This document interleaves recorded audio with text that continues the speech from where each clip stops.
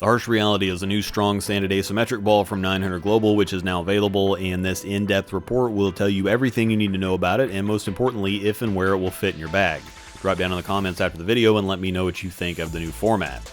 Zach is bowling on the Kegel Chromium lane condition that we always use for testing because it's a good benchmark pattern. Everything hooks and kind of looks the same on a house shot, while most balls aren't designed for fresh sport conditions, but this one's right in the middle. It's not too easy, but it's not too tough. It's got enough length and volume that the stronger balls don't burn up, but weaker balls are still able to hang out on it too, so it really helps us figure out where balls fit and how they relate and compare to each other. Also have to shout out Royal Crest Lanes for always taking care of us. They're a major part of making these videos happen. I have Zach's layout information up on the screen in both languages. Zach bowls nearly full-time on the PBA Regional Tour and mixes his layouts up to target more specific reactions depending on what he needs. If you want to learn more about layouts and what the numbers mean, I have Storm's layout system videos linked in the description that explain everything perfectly. If my commentary is typically too thick and technical for you, I have simpler notes in the sidebar now to reference, or if you like my commentary and find it difficult to listen and watch and read all at the same time, you can ignore the sidebar because it's just summarizing what I'm talking about. You won't miss anything by not reading the notes. Zach moves zone to zone across the lane when adjusting. That basically means he throws several shots from one place, then he makes a bigger move to the left, and throws several more shots from there to get an idea how well the ball fits from different angles on the lane and what adjustments he has to make with it in each zone. I'll give you individual shots in regular speed first, followed by the same shot again in slow motion with the running scouting notes and other information in the sidebar as I reference it. Typically, Zach adjusts box surfaces, and we've discussed before that he doesn't need any help getting anything to hook, but he wanted this ball specifically for an upcoming tournament with a heavier and longer pattern, so he left it at the 2000 grit it comes at to see if that would work or if he's going to need any more. It's awfully chewy for the first few shots, but after he knocks the dust off, as they say, he was surprised that it didn't fight him for length. It stayed very stable, hooked, and was smooth on the back end, but without burning up, which is odd for this strong of a ball with this much surface. This is a big, strong top of the bag for the longest, heaviest patterns type of ball. I'm not sure why you'd be looking at this one if you didn't want that, so the box surface seems to be a great place to start with this one.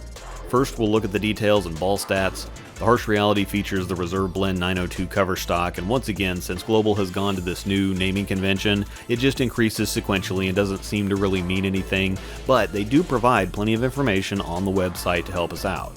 The formula is very similar to the S84 response cover from the original reality, but juiced up or a little stronger to keep it simple.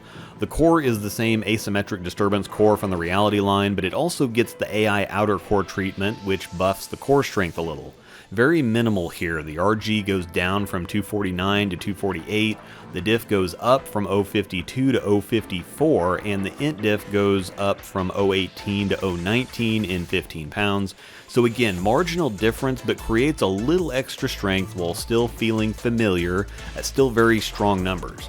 A stronger core makes the ball want to roll sooner and rev up more quickly. It's like a figure skater pulling their arms in when they're spinning. They're creating a lower RG, which makes them spin faster, while a higher differential and intermediate differential creates more imbalance in the core, which helps to create a stronger and more dynamic ball motion. The Storm layout videos I referenced that are linked in the description also explain cores and core numbers extremely well with a lot of slides, graphics, and 3D models if you want to learn more about cores as well. The harsh definitely resembles the original reality, but it's also definitely stronger, not quite to the level of the gem though.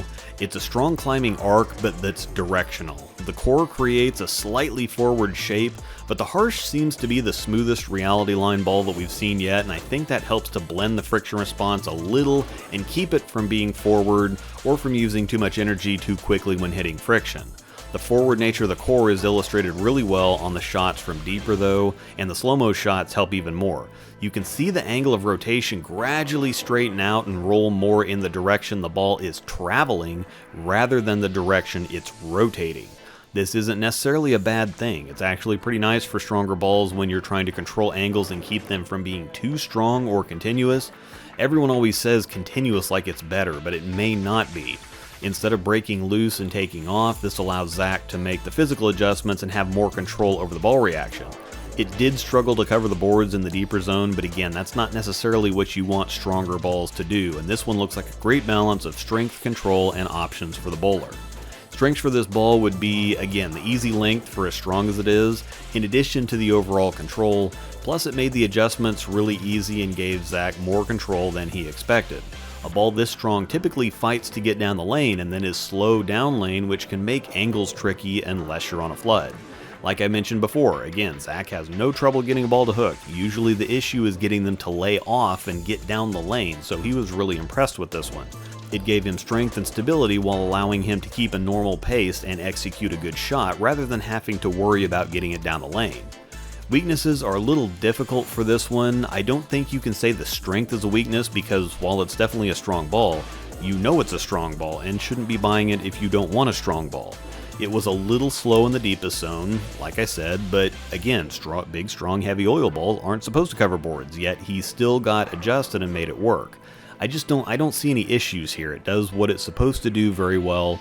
It's more versatile than something like a gem while being almost as strong. It's as controllable as a symmetric ball while offering the extra oomph of an ASIM. He was very pleasantly surprised with it and had no complaints. Heading to the chart, this is one of those as close as you're going to get on maxing out overall strength without actually doing it. That makes the Harsh a little stronger and a little sharper than the Black Widow 3.0.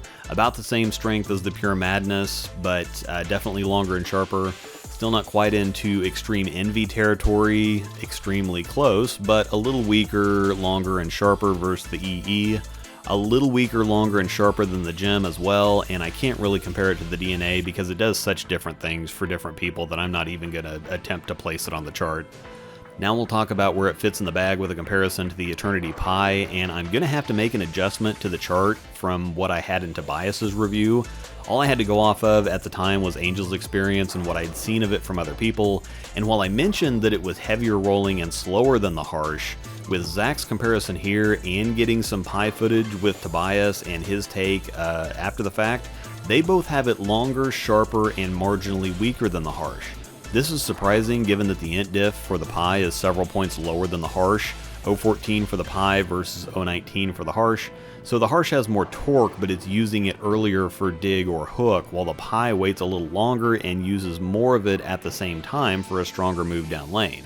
Now, admittedly and obviously there's not as much surface on Zach's Pi as the Harsh, and that will have an effect. The Harsh does seem to shine up fairly quickly though. Once we get into the alternating shots, you'll notice a difference between the first zone and the last. But Tobias had his Pi at the same surface as the Harsh, and the Pi was still the longer, sharper ball. There's really not a ball up from the Harsh. The Gem and Extreme Envy again are a little stronger, but it's marginal. The Pi would of course be a ball sideways for a little more length and shape. Then Zach thought that the Absolute Power would be a perfect ball down. Same general shape on the lane, just cleaner cover for the power, so it's weaker, longer, and sharper. That would also put the Clone in ball down territory, as well as the Virtual Energy Blackout and Attention Star. Popping the new chart up, I've adjusted the placement of the Pi. Same general place on strength, just slightly weaker than the Harsh, though I do see now that the Pi is longer and sharper watching them throw it. This is why it's important to watch different reviews, because Angel's Pi is definitely earlier and slower than it is for either Tobias or Zach, and getting more looks from more people always helps. Finally, who will it fit for? And again, disclaimer, this one is tricky because given the right conditions, any ball could work for anyone, but we're not talking about outliers or trying to create abstract situations to cram it into.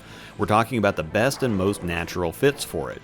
The wheelhouse for this ball is going to be heavier and longer conditions, but I think the Harsh has a really wide range of the type of bowler it'll work for. Typically stronger balls are more necessary for people with higher speed and or lower revs to help them out, but Zach has higher revs and creates a pretty heavy ball roll, and it looks great for him on this medium length, medium volume pattern. Now, I don't think it's a league ball. It will be for a few people, but that's going to be the exception rather than the rule. If you have a higher volume or more oily house pattern, or one that's cliffed or wet dry, meaning if you get it out, it overhooks, but if you miss inside, it doesn't hook enough, this will help with that. It'll create more stability in the middle of the lane while being smoother reaction to the friction on the outside. I have the review featuring Tobias linked at the end of this one if you want to see a bowler with a slightly lower rev rate and a little more speed than Zach throwing it. The Harsh Reality is available now, as is the Exponent Pearl and Rotogrip's Attention Star. I also have videos for the Harsh and Star featuring Tobias with the Exponent Pearl review coming soon. Down in the description is a link to Bowler's Mart that will get any of the balls featured in this video ordered for you. I do have to note that I do receive a 5% commission on all sales through the links, and of course don't forget my code ROSEDALL10 to get 10% off your order at checkout at CoolWick. Thanks for watching, and may the strikes be with you.